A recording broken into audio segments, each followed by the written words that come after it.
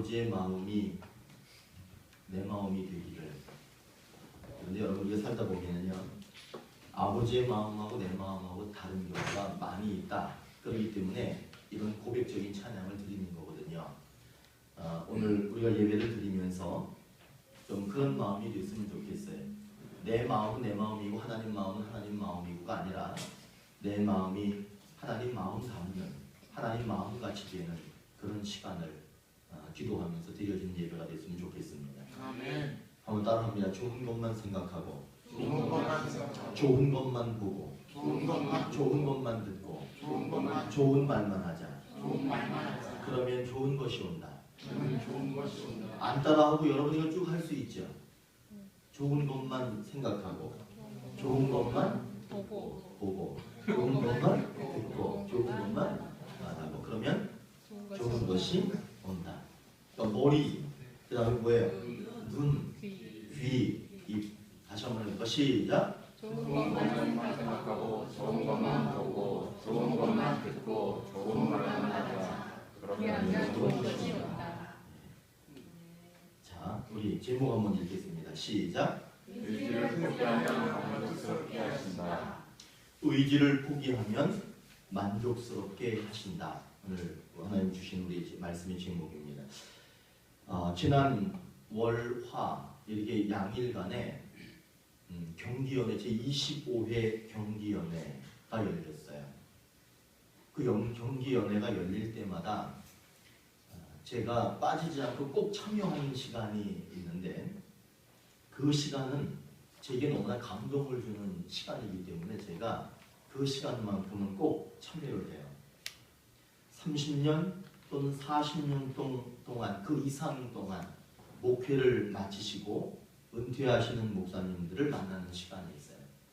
그래서 그 제목이 은퇴 참화 예배라고 하는 제목으로 예배가 드려지고 목사님들이 한 분 한 분 이렇게 소개가 됩니다.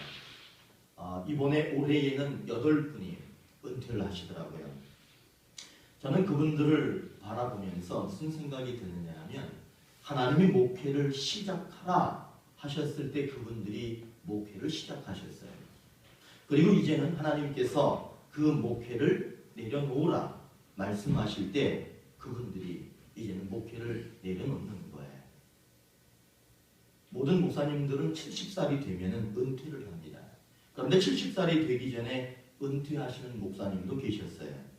하나님께서 거기까지 라고 말씀하시니까 그만해도 족하다 이렇게 그분에게 말씀하셨기 때문에 그분은 그 순간에 자기가 하고 싶지만 모든 것들을 다 내려놓고 멈추어서는 그런 모습을 저는 늘 보게 됩니다.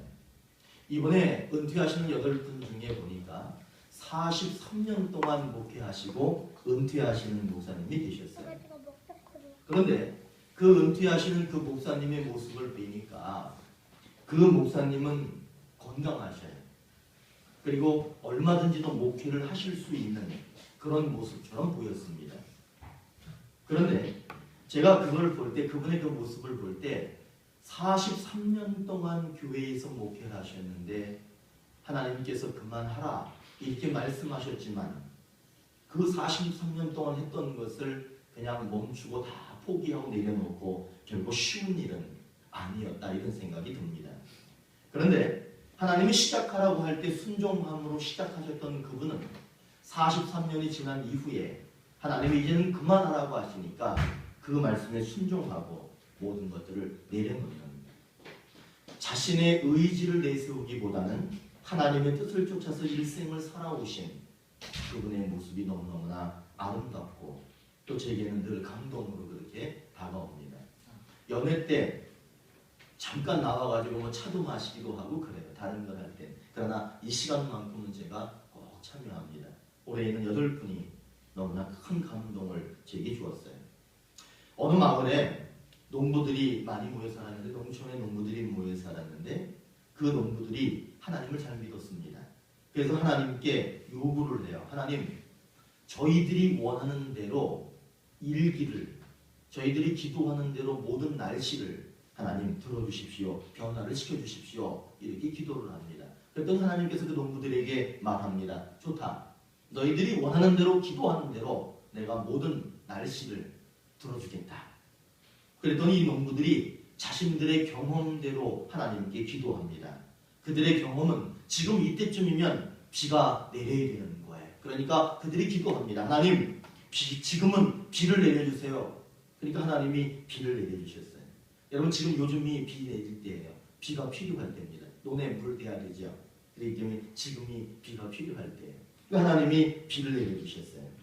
그리고 그들이 또 경험상 보니까 작물이 이 정도 자랐을 때에는 햇빛이 필요한 거예요. 그러니까 하나님한테 하나님 지금은 햇빛을 주세요. 그러니까 하나님이 또 햇빛도 줬습니다. 하나님 지금은 바람입니다. 바람을 주세요. 하나님이 바람도 줬습니다. 가을이 되었어요. 들판의 모든 곡식들이 이제 다 무르익어갔습니다. 농부들이 이제는 낫을 대서 곡식을 다 잘랐어요. 그리고는 탈곡을 하기 시작합니다. 그리고 나서는 탈곡을 하면은 껍데기를 벗겨야 되잖아요. 껍데기를 벗겼는데 보니까 거기에는 알맹이가 하나도 들어있지 않은 거예요. 그래서 이 농부들이 하나님께 말합니다. 하나님, 왜 알맹이가 왜 없습니까? 다 가라지만 있고 왜 껍데기만 있고 알맹이는 하나도 없는 겁니까? 라고 하나님한테 물어요. 그랬더니 하나님께서 뭐라고 말씀하시느냐 하면 너희들이 비를 원했고 너희들이 햇빛을 원했고 너희들이 바람을 원했지만 알곡은 원하지 않지 않았느냐라고 그렇게 말씀하시는 겁니다. 여러분, 우리들은 이 세상을 살아가면서 보면 경험 그리고 자기 지식 그리고 특별히 자기 의지에 따라서 이 세상을 결정하고 계획하고 살아가는 경우가 많이 있습니다. 그것이 얼마나 어리석은 것인지를 오늘 말해주고 있는 거죠. 하나님 앞에 정말 진정으로 구해야 될 것이 무엇인가를 알아야 합니다. 저는 여러분들에게 이렇게 말씀드리고 싶습니다. 경험, 의지를 내려놓으십시오.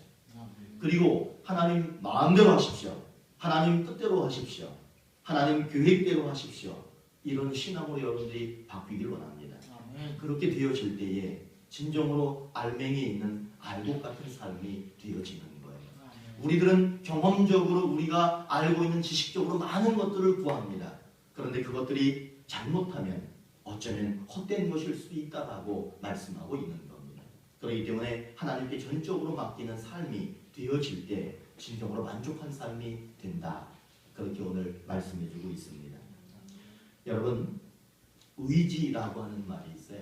이 의지라고 하는 것은 어떤 일을 이루고자 하는 마음이에요. 무엇인가를 이루고자 하는 간절한 마음. 그 의지가 어떻게 이루어지느냐 하면 개인적인 역량, 개인적인 능력이 다 다르지만 그 개인적인 능력으로 마음먹은 것을 이루어내는 것, 그것이 바로 의지라고 하는 거예요. 신앙생활은 저는 그렇게 봅니다. 신앙생활은 자신과의 의지하고의 싸움이다. 그렇게 생각을 합니다.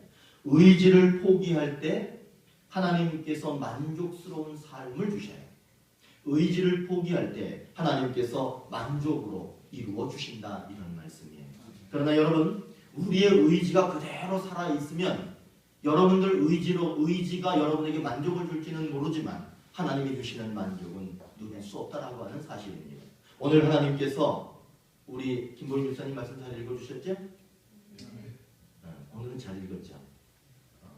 자, 하나님께서 오늘 읽어주신 이 말씀에 약속이 담겨져 있는데 이 약속이 뭐냐면 하나님의 뜻대로 만족스럽게 하신다는 거예요. 여기는 우리의 의지가 들어가 있지 않은 걸 얘기하는 거예요. 하나님의 뜻대로 만족스럽게 하신다. 오늘 말씀에서 모세는 하나님께 간절히 기도합니다. 그가 기도를 어떻게 하는가 하면 40년간 큰 권능으로 저와 함께 하신 하나님, 이렇게 기도해요. 40년 동안 큰 힘으로 저와 함께 하신 하나님, 저는 하나님이 주신 권능으로 40년 동안 맡겨주신 일들을 충실하게 다 해왔습니다. 이제 40년 동안 충성스럽게 일했으니까 저 요단 땅을 건너서, 이 요단강을 건너서 약속의 땅, 아름다운 땅, 그 아름다운 산과 레바논을 바라볼 수 있도록 하나님 나를 도와주옵소서, 이렇게 기도합니다. 이 모세의 기도를 보면 이런 거예요. 저는 하나님이 시키는 대로 다 했습니다. 하나님이 가라 하면 가라 하시는 것 같고 멈추라면 멈췄고 심지어는 생명의 위협까지도 느끼면서 하나님의 일을 포기하지 않고 하나님의 일을 40년 동안 했습니다. 그러니까 이제는 저의 기도를 들어주실 만하지 않겠습니까? 라고 기도하고 있는 거예요. 여러분 그렇죠? 그 정도 했으면 하나님이 그 정도 기도는 들어주셔야 되는 거 아닌가 그런 생각을 합니다. 그런데 하나님께서 모세에게 이렇게 응답하십니다. 그 약속의 땅을 바라봐라. 모세가 바라봅니다. 그러나 너는 건너가지 못할 것이다 라고 말해요. 하나님은 여호수아에게 모세 네가 가지고 있는 모든 권한과 권위를 위임하라. 도리어 그렇게 말씀하십니다.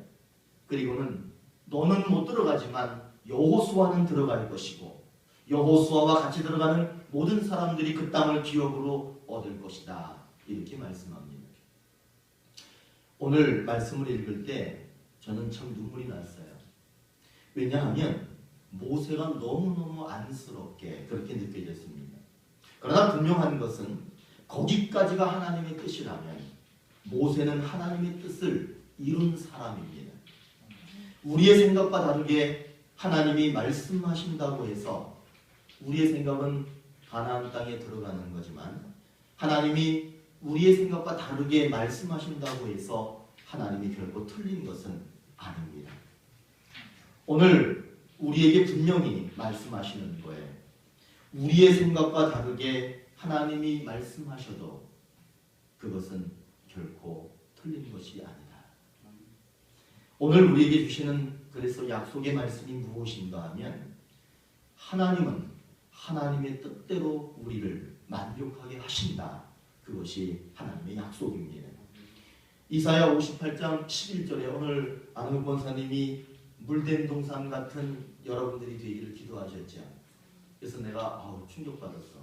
성령께서 이렇게 또 말씀하십니다. 이사야 58장 11절에 그 말씀이 있는 거예요. 여호와가 너를 항상 인도하여 메마른 곳에서도 내 영혼을 만족하게 하며 내 뼈를 견고하게 하리니 너는 물된 동산 같겠고 물이 끊어지지 아니하는 샘 같을 것이라. 이 말씀은 뭐냐면 하나님은 우리의 영혼과 육신의 모든 삶을 물된 동산같이 끊임없이 샘솟는 샘같이 만족하게 하신다라고 하는 말씀이죠. 우리가 만족하는 삶을 살려면 내 생각이 아닌 하나님의 뜻에 맞추어야 합니다. 기도하고 열심히 주를 위해 살아가면서 실망해서는 안 됩니다. 주님을 위해 열심을 다하고 기도하면 그 기도가 이루어지지요. 그 기도가 이루어집니다. 그러면 우리들은 참 만족스럽습니다. 참 만족하죠.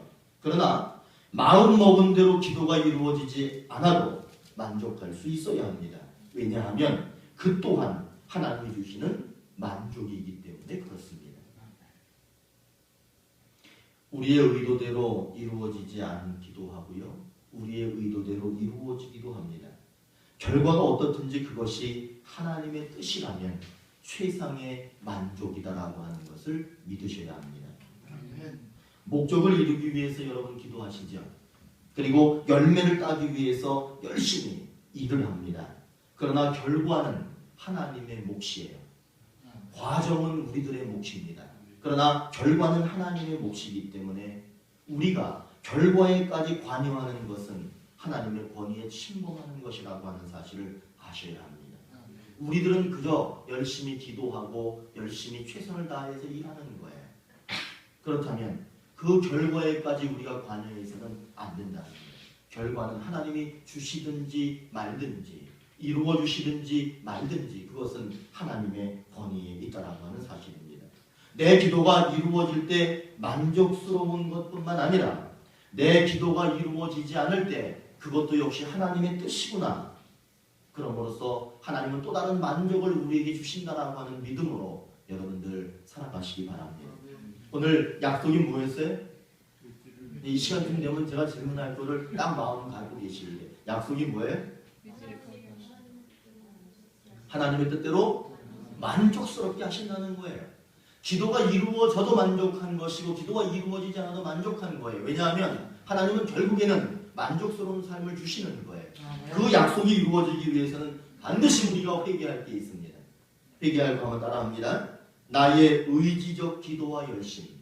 나의 의지적 기도와 열심. 나의 의지적 기도와 열심이라고 하는 것은 버려야 합니다. 나의 의지가 있는 기도와 열심.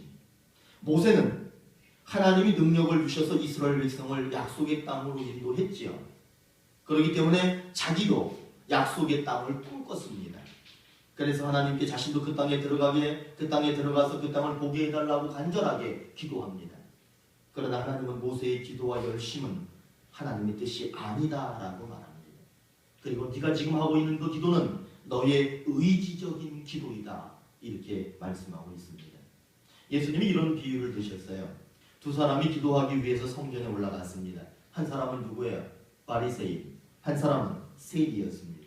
두 사람이 성전에 올라가서 기도합니다. 바리새인은 성전 가까이 갑니다. 그리고 당당하게 섭니다. 그리고는 이렇게 기도합니다. 하나님이여, 다른 사람들은 못된 짓을 하지만 나는 못된 짓 안 하고 저 세리처럼 못된 짓 안 하고 세리처럼 저렇게 형편없이 살지 않습니다. 그거 먼저 감사드립니다. 그리고 나는 일주일에 2번씩 금식하고 소득의 11조를 철저하게 하나님께 드리고 있습니다. 이렇게 당당하게 기도했어요. 그 옆에서 세리는 성전 가까이 가지도 못합니다. 멀리 떨어져서 눈을 들어서 하늘을 쳐다보지도 못합니다. 감히 하늘을 쳐다볼 수 없다라고 생각하고 있어요. 그리고는 가슴만 칩니다. 그러면서 이렇게 기도합니다. 하나님, 저를 불쌍히 여기소서. 나는 죄인입니다. 이 말만 하고 있는 거예요. 여러분, 이 사람들의 모습을 볼 때 바리새인은 기도했고 그의 삶의 모든 내용이 그 기도 속에 들어있는데 그의 삶은 분명히 칭찬받을 만한 그런 삶이었습니다. 세리의 모습과 세리의 기도를 들어보면 죄인이라고 고백하는 것을 볼 때에 그는 분명히 지탄받는 그런 사람일 거라고 우리는 짐작할 수 있습니다. 그러나 예수님은 두 사람의 기도와 두 사람의 삶을 이렇게 말합니다. 바리새인은 자신의 의지로 살아가고 있다. 그러나 세리는 예수님의 마음에 맞게 살고 있다. 이렇게 말씀하고 있습니다. 우리는 기도하고 하나님의 일을 열심히 합니다. 그것이 하나님의 뜻인지 자기의 의지적인 것인지 그러나 깨달아야 합니다. 우리가 기도하는 것, 열심을 다해서 충성하는 것, 최선을 다하는 것, 그것이 하나님의 뜻입니까? 아니면 나의 의지입니까? 하나님의 뜻이 우리의 뜻이 되면 참 좋겠습니다. 하나님의 뜻이 우리의 뜻이 되어서 그것이 일치해서 그렇게 된다면 얼마나 행복하겠어요.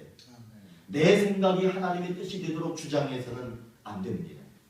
하나님의 뜻이 내 뜻이 되기를 받아들일 수 있지만 내 뜻이 하나님 뜻이 되기를 주장하는 것은 의지를 버리지 못하는 것입니다.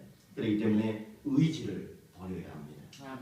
그러면 하나님의 뜻이 내 뜻이 되고 결국엔 하나님이 들어주시든 이루어주시든 이루어주지 않든 우리는 거기에서 만족을 누릴 수 있게 됩니다. 오늘 약속이 뭐예요?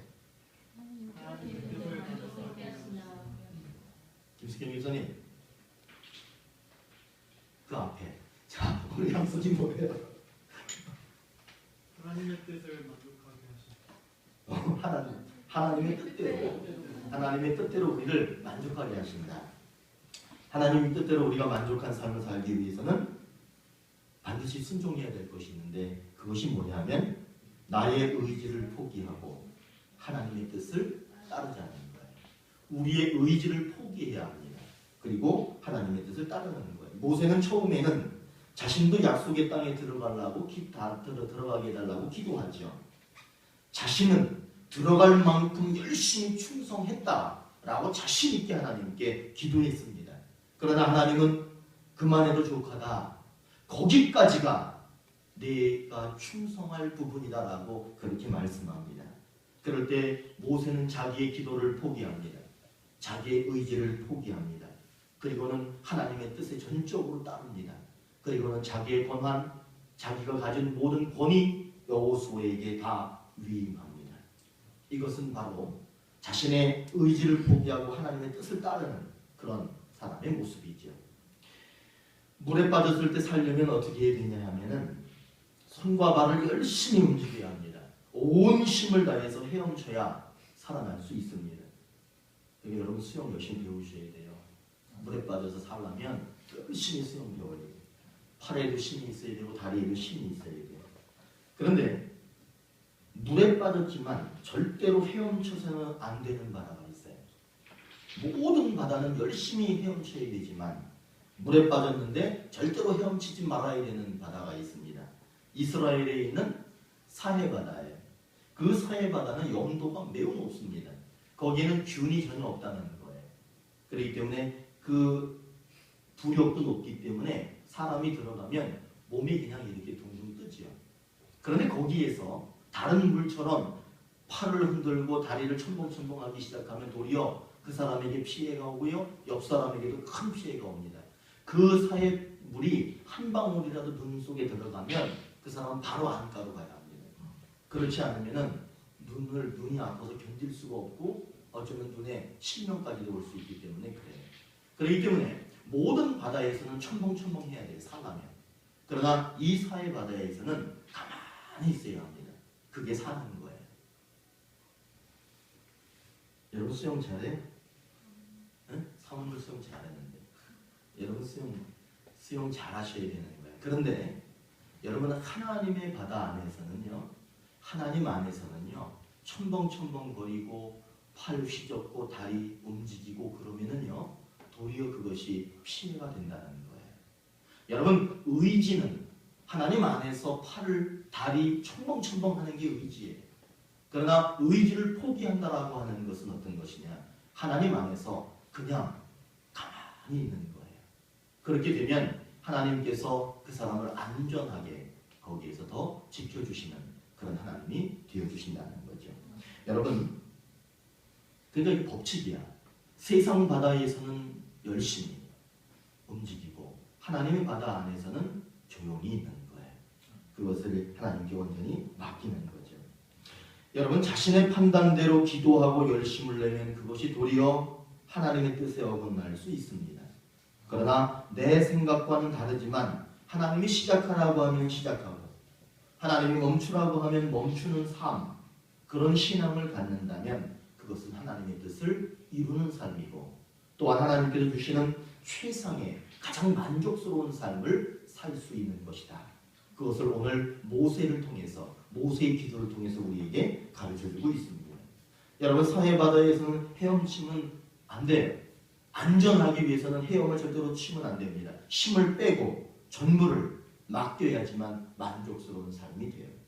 하나님 안에서 자신의 의지가 살아있으면 덜 만족스럽습니다.